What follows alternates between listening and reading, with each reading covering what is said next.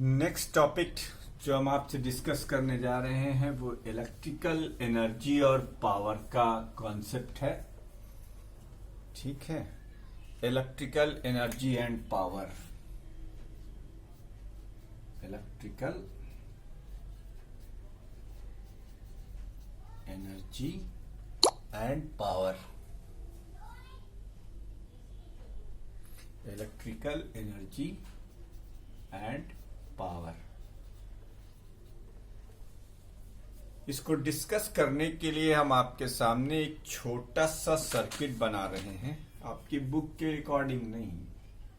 जैसे सपोज कीजिए आपके पास एक सर्किट में एक रेजिस्टेंस है R, ठीक, और ये एक बैटरी से कनेक्टेड है।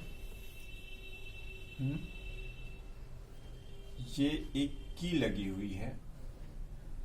यहीं पर एक कॉन्सेप्ट आप समझ लें तो ज्यादा बेटर होगा कि जब की क्लोज होगी तो जब की इंसर्ट होगी, ये आपको लेबोरेटरी के अंदर हम करके भी दिखाएंगे कि ओपन सर्किट का मतलब होता है कि सेल से कोई करंट सर्किट के अंदर नहीं है, और अगर की इंसर्ट कर दी जाएगी तब सर्किट क्लोज हो जाएगा और वहां से करंट निकलेगी।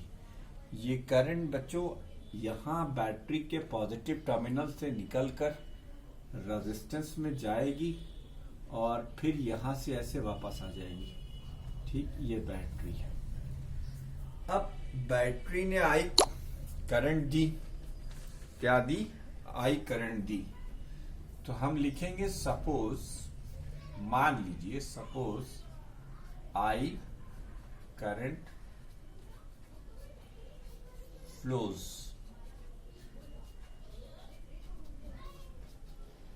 through the circuit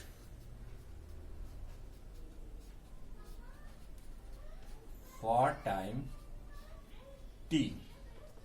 t time के लिए I करंट फ्लो करती है। Then charge Q is equal to I into t. Equation number 1, कितना चार्ज फ्लो करेगा? I into t, sorry. Then work done by the battery in sending Q coulomb of charge, Q coulomb of charge through the circuit. Potential में पढ़ाया गया एक formula यहां पर आपको काम आएगा। W की value Q into V, Q into V. ये वर्क डन बैटरी करेगी। ठीक है, this is the work done in supplying the charge of Q coulomb by the battery through the resistor या through the entire circuit. V की value Q into V हो गई। ठीक है बच्चों, अब अगर हम यहां पर Q की वैल्यू लौटा दें तो W का पहला फार्मूला V, I और T के फॉर्म में आ जाएगा। This work will be stored in the form of This work will be stored in the form of electrical energy. This work will be recovered या stored, जो तुम्हें इच्छा हो लिख लो, recovered in the form of electrical energy.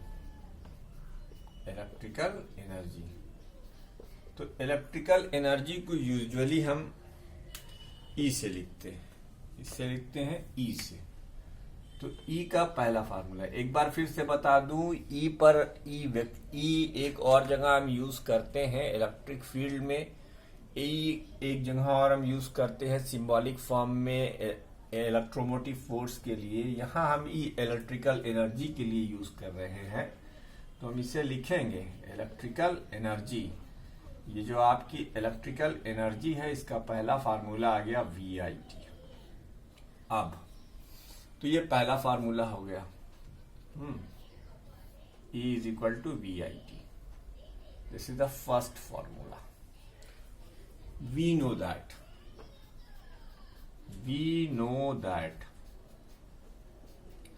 V is equal to I into R। V की value क्या होती है? I into R होती है। तो E का दूसरा फार्मूला आ जाएगा I square R into T। ये इसका दूसरा फार्मूला है, ठीक। ये नंबर 1, ये number 2। E is equal to I square R into T। अब अगर हम V की जगह पर I की जगह पर V बाई R रख दें तो E का हमें एक और फार्मूला दिखाई देगा, V square upon R square R into T. तो V square by R into T. ये डिपेंड करता है कौन सी सिचुएशन है, उस सिचुएशन के अकॉर्डिंग हम तीन में से कोई भी फार्मूला इलेक्ट्रिकल एनर्जी के लिए यूज कर सकते हैं, ठीक है। अब हमें लगता नहीं कि हम वहां पे कुछ लिख पाएंगे, इसलिए जाने दो। चलो अच्छा कोशिश करते हैं, जितना हो जाएगा उतना, ठीक है। बाकी न्यू बोर्ड पर कर देंगे। तो ये इलेक्ट्रिकल एनर्जी है। तो इलेक्ट्रिकल एनर्जी कब खर्च होती है? जब सर्किट में कोई करंट फ्लो करती है, ठीक है। अब अगली चीज जो हमें पढ़ानी है वो इलेक्ट्रिक पावर पढ़ानी। ये तो था electrical energy, the energy consumed in the circuit in flowing the charge. चलो इलेक्ट्रिकल एनर्जी की डेफिनेशन ही लिख लेते हैं, क्या है जाने दो, पावर दूसरे टॉपिक पे शुरू करेंगे। Electrical energy is the energy consumed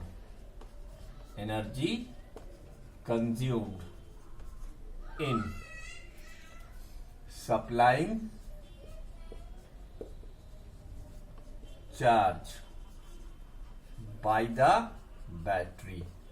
ये इलेक्ट्रिकल एनर्जी की डेफिनेशन हो गई। अब इस वीडियो से हम थोड़ा सा अपना आर्ट ऑफ टेक्निक बदल रहे हैं, थोड़ा और इंटरेक्टिव बनाने की कोशिश कर रहे हैं। एक बार तो मैंने आपको ऐसे समझाया, ठीक है। अब हम एक बार फिर से रिवाइज कराते हैं। हम पढ़ने जा रहे हैं एक topic electrical energy and electrical power. इसके लिए हमने एक सर्किट लिया, सर्किट में एक रेजिस्टेंस, एक बैटरी, एक की ली। जबकि क्लोज की तो एक करंट फ्लो करी। सपोज कर लो कि वो करंट आई टी टाइम तक फ्लो कर रही है। तो अगर टी टाइम तक फ्लो कर रही है तो चार्ज कितना फ्लो करेगा? आपने Q is equal to I T, एक जनरल फार्मूला होता है, rate of flow of charge is equal to current. तो Q को हमने आई टी से इक्वेट कर दिया।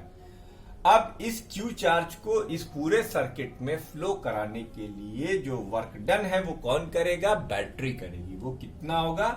V is equal to Q into V, जहां पर V क्या है बेटा? ये बैटरी से अप्लाई होने वाला पोटेंशियल है। V क्या है? ये V जो है अप्लाइड पोटेंशियल है। क्या है ये? अप्लाइड पोटेंशियल, ठीक। अब इसी पोटेंशियल से अब हमने Q की वैल्यू IT जैसे ही रखी, हमको वर्क डन मिला। ये वर्क डन जो है इलेक्ट्रिकल एनर्जी के फॉर्म में रिकवर्ड हो सकता है या कंज्यूम्ड होगा। तो ये इलेक्ट्रिकल एनर्जी है। इलेक्ट्रिकल एनर्जी की वैल्यू पहली क्या निकाली हमने? इसी फार्मूले को W की जगह E रख दिया, VIT हो गया। अब VIT के बाद हमने V की वैल्यू IR रखी। जब हमने V की वैल्यू IR रखी तो हमें एक दूसरा फार्मूला दिखाई दिया, I square R into T. उसके बाद हमने I की वैल्यू V बाई R रखी, हमको एक तीसरा फार्मूला दिखाई दिया, V square upon R into T. तो ये तीन फार्मूले पॉसिबल हैं इलेक्ट्रिकल एनर्जी के लिए। तो व्हाइट बोर्ड को वीडियो को पॉज कीजिए और इसको नोट कीजिए। अब हम इसके बाद डिस्कस करेंगे इलेक्ट्रिकल पावर, ठीक। इलेक्ट्रिकल पावर तो वीडियो पॉज करके आप नोट कर लीजिए, मैं हट के आपको दिखा दे रहा हूं, क्लियर कट वीडियो आपको दिख रहा होगा। अब पावर, भाई पावर तो हम आपको 11th में भी पढ़ा चुके हैं, वही पावर यहां भी है, लेकिन उसका नाम इलेक्ट्रिकल पावर रख दिया गया है। तो जब इलेक्ट्रिकल पावर रख दिया गया है तो without the loss of generality, बस हमें जनरलिटी का लॉस ना करते हुए ये फार्मूला लिख देना है। इसकी डेफिनेशन ये लिखनी है, the rate at which electrical energy is transferred, the rate at which electrical energy is transferred, electrical energy is transferred, जिस रेट से इलेक्ट्रिकल एनर्जी ट्रांसफर्ड होती है, the rate at which electrical energy is transferred is known as electrical power, is known as electrical power।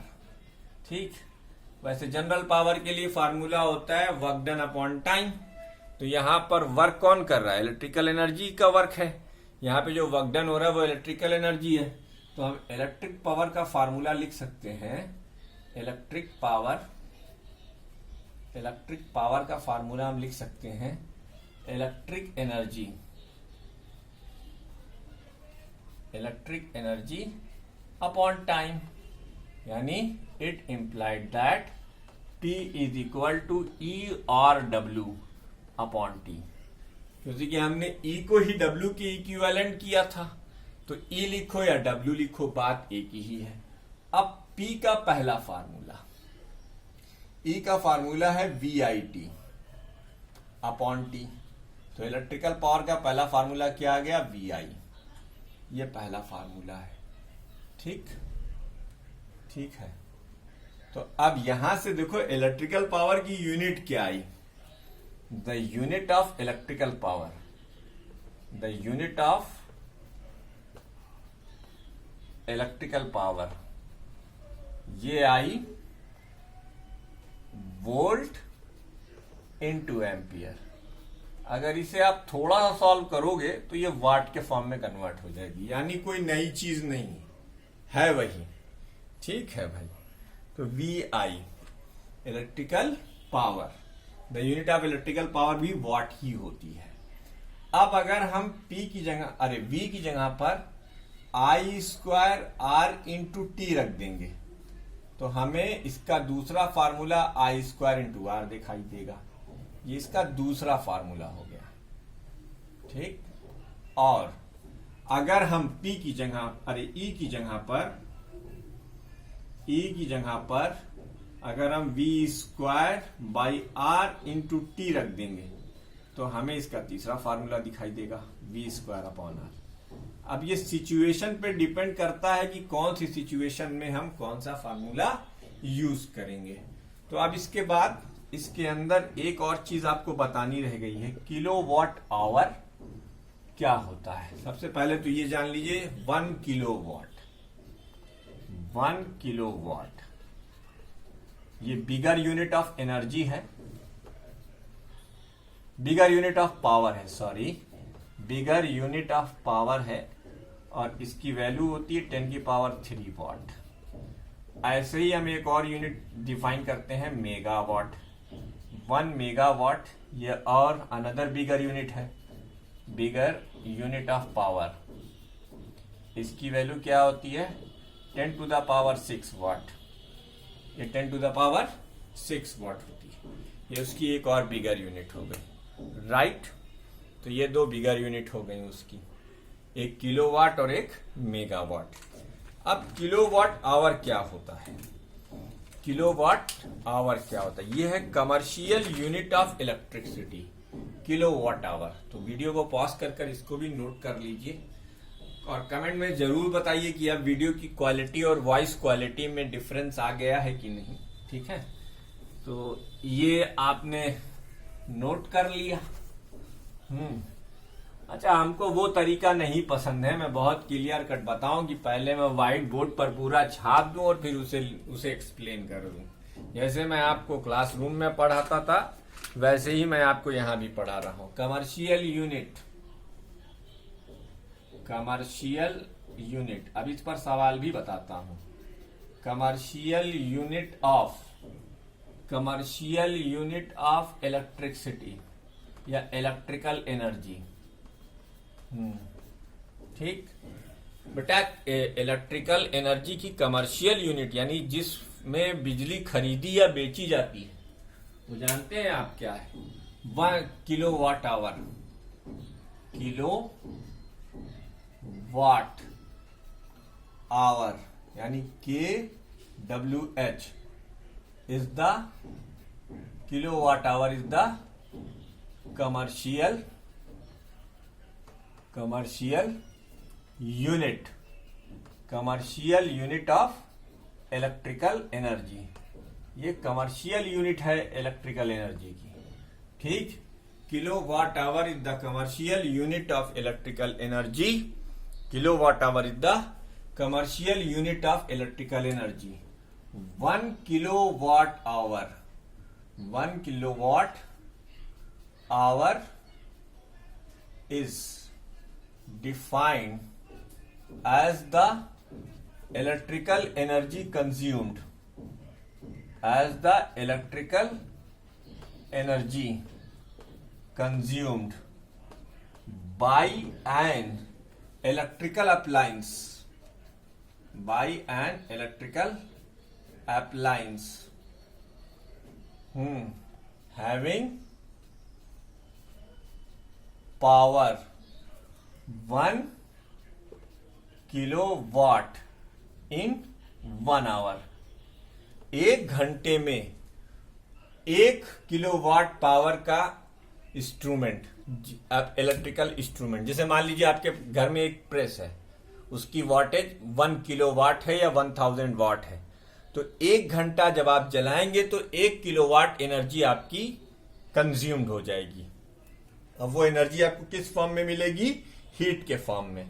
तो 1 kilowatt hour, 1 kilowatt hour, 1 kilowatt our, ये जो 1 kilowatt our है, देखो बेटा, यानी 1 किलोवाट इंटू 1 आवर। 1 किलोवाट का मतलब 10 की पावर 3 वाट, और इसका मतलब 60 इंटू 60 सेकेंड। 10 की power 3 multiplied by 60 into 60 watt second. अच्छा, वाट इंटू सेकेंड, ये जूल हो गया, तो यूनिट तो आ गई। और इसको हम सॉल्व करेंगे तो ये 3.6 इंटू 10 की पावर 6 जूल आ जाएगा। क्या आ जाएगा? 3.6 इंटू 10 की पावर 6 जूल। तो यानी 1 kWh कितनी एनर्जी होती है? 3.6 इंटू 10 की पावर 6 जूल। ये हो गई आपकी कमर्शियल यूनिट। ठीक है, अब आपके घर में बिजली का बिल आता है। बिजली के bill pay number of units लिखी होती हैं। एक यूनिट की कॉस्ट लिखी होती है। आप जितनी यूनिट महीने में यूज करते हो उतनी unit multiplied by unit cost of per unit वो दिया जाता है। तो वो यूनिट क्या है, वो कैसे निकाली जाएगी, ये अब हमारा अगला टॉपिक ऑफ कंसर्न है। इफ आई करंट, मान लेते हैं if I current flows in circuit, if I current flows in a circuit, if I current flows in a circuit for T hours, for T hours at V volt.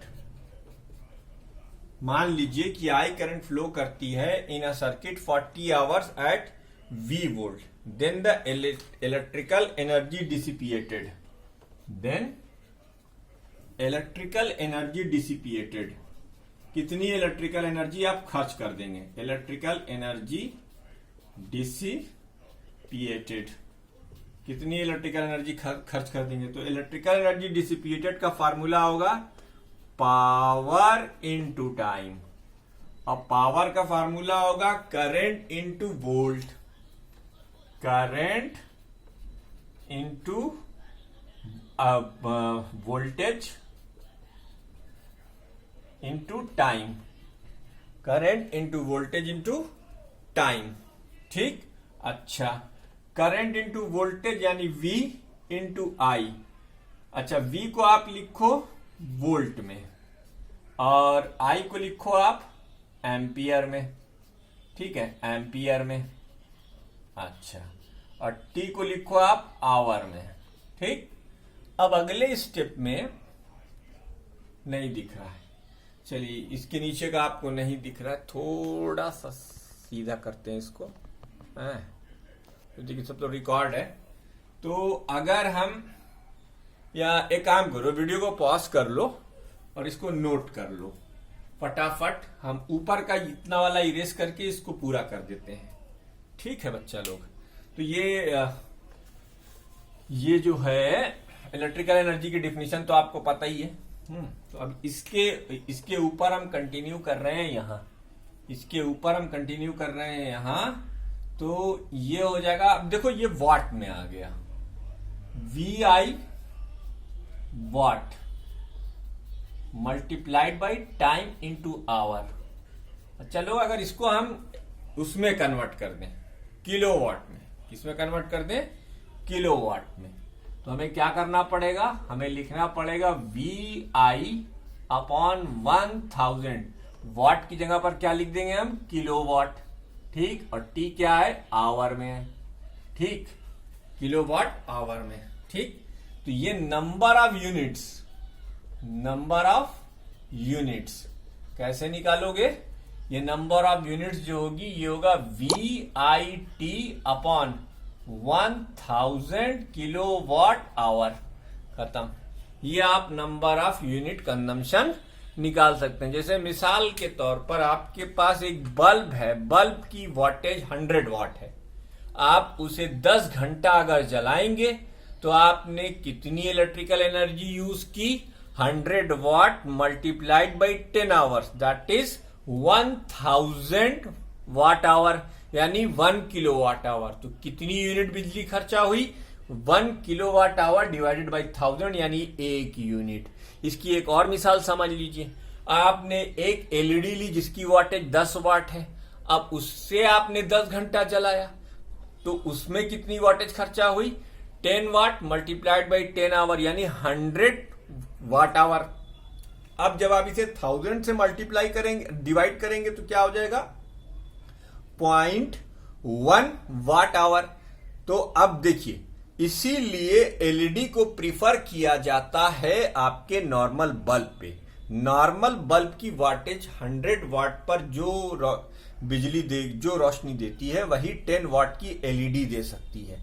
LED एक बार आएगी 100 रुपए की, लेकिन वो 2 साल चलेगी और आपका डेली बिजली बचाएगी। कितने परसेंट है, 90% से। अब जरा सोचिए कि पूरे महीने में वो कितना बिल आपका बचा देगी, फिर वो साल में कितना बचा देगी। और बल्ब आता है 10 रुपए का, ठीक है एक बार में सस्ता आ गया, लेकिन उसकी वाटेज तो कितना फर्क आ गया। तो नंबर ऑफ यूनिट्स किसी के लिए भी ऐसे डिसाइड की जा सकती है।